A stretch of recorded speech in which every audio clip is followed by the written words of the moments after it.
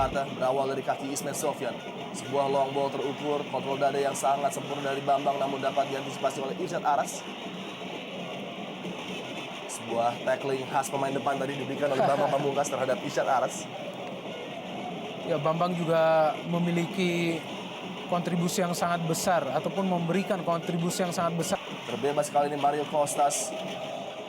Gustavo Lopez yang beroperasi di sisi sebelah kanan kali ini. Luar biasa kontrol dari Gustavo Lopez, pemain yang memang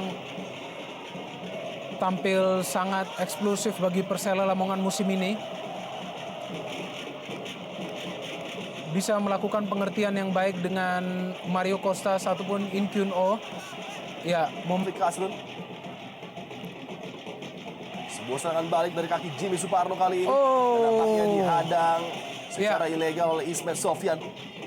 Pemikiran yang cerdas dari Jimmy mengajak sprint Ismet Sofyan karena memang ia berada dalam posisi head on dan ada dorongan yang dilakukan oleh Ismet Sofyan membuat Udah.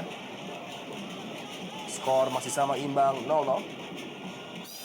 Pelanggaran nampaknya oleh Sukadana terhadap Pedro Javier Velasquez.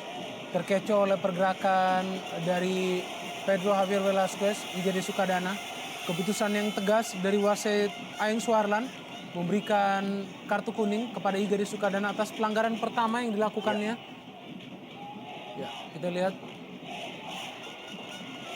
melanggar Pedro Javier pada saat ia memiliki kesempatan untuk mengejar bola dan melakukan ancaman pada pertahanan Persela Lamongan. Sebuah kartu kuning dilayangkan oleh Aeng Suharlan. Konfirmasi kartu kuning. Pergerakan dari Bambang Pamungkas kurang maksimal, dapat mudah diantisipasi oleh Suroso. 5 menit yang sangat penting bagi Persija untuk tidak kebobolan gawangnya dari tekanan bertubi-tubi Persela Lamongan.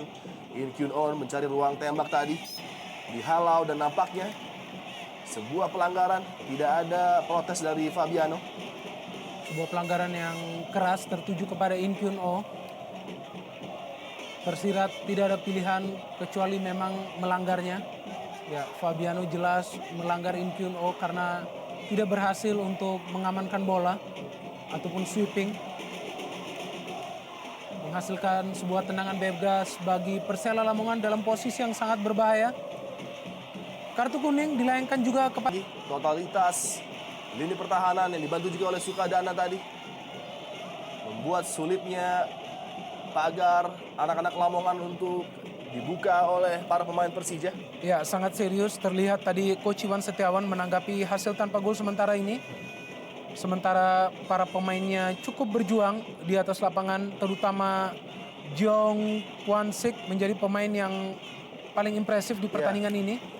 Dan Pas di dalam kotak penalti Persela Lamongan dan adanya sebuah pelanggaran nampaknya dilihat oleh Aeng Suharlan.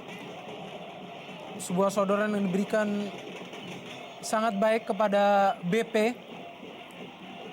Oh, sangat disesalkan tentunya BP tidak mampu melakukan koneksi. Gustavo Lopez kembali sangat cerdik kali ini berikan peluang bagi Mario Costas untuk menekan pertahanan Persija. Mentah di kaki Fabian Rosa Beltran, kesalahan dari Hasim Kipo tadi. Nampaknya pelanggaran harus dilakukan oleh Amar Zuki melihat pergerakan dari In Kyun On tadi. Ya, kondisi lapangan yang sedikit menyulitkan para pemain dan memang Harus berhati-hati Lamongan tidak serta-merta asik melakukan penyerangan karena kualitas pemain Persija berada di atas rata-rata dengan seorang Bambang Pamungkas, Pedro Javier Velasquez masing-masing sudah menciptakan 14 dan 9 gol bagi Persija. Dan juga mereka memiliki Jion Kwang Sik yang sudah kesalahan sendiri menjadi kendala mereka dengan 2 gol yang disalahkan oleh Pelita kala itu. Dan perbaikan pada sesi latihan nampaknya menjadi fokus bagi seorang Janu sehingga penampilan Lamongan tampak begitu baik sore hari ini. harus sedikit berhati-hati Precious. Ada sebuah pelanggaran yang dilakukan terhadap Mario Costas setelah sebelumnya juga Precious melakukan sedikit dorongan kepada In Kyun Oh. Posisi-posisi tendangan bebas yang memang sangat menguntungkan bagi Persela Lamongan memang mereka butuhkan. Ya, kita lihat ada layangan tangan. Namun Aeng Suharlan mengatakan play on, sebuah kontroversi yang cukup signifikan terjadi di kotak penalti. Menarik untuk melihat tayangan ulang. Apakah terjadi memang kontak dengan seorang In Kyun On tadi? Dan baru saja berbenturan dua pemain asal Argentina, Gustavo Lopez dan juga Robertino Puliara, menandakan panasnya duel di Manahan Solo, duel papan atas Indonesia Super League sore hari ini.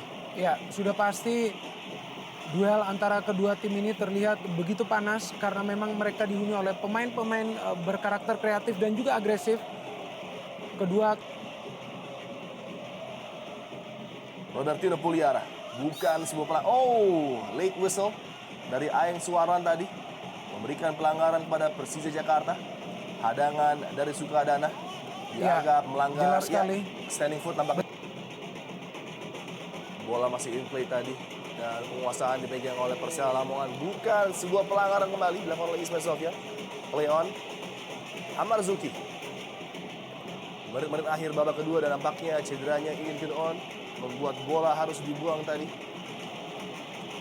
Pemain yang sudah bekerja ekstra keras bagi Persela Lamongan. Ada sebuah hadangan memang dari Ismail Sofyan, namun tidak dilihat sebagai sebuah pelanggaran oleh Aeng. Ferry Paulus nampaknya juga masih tidak puas dengan hanya meraih 1 poin.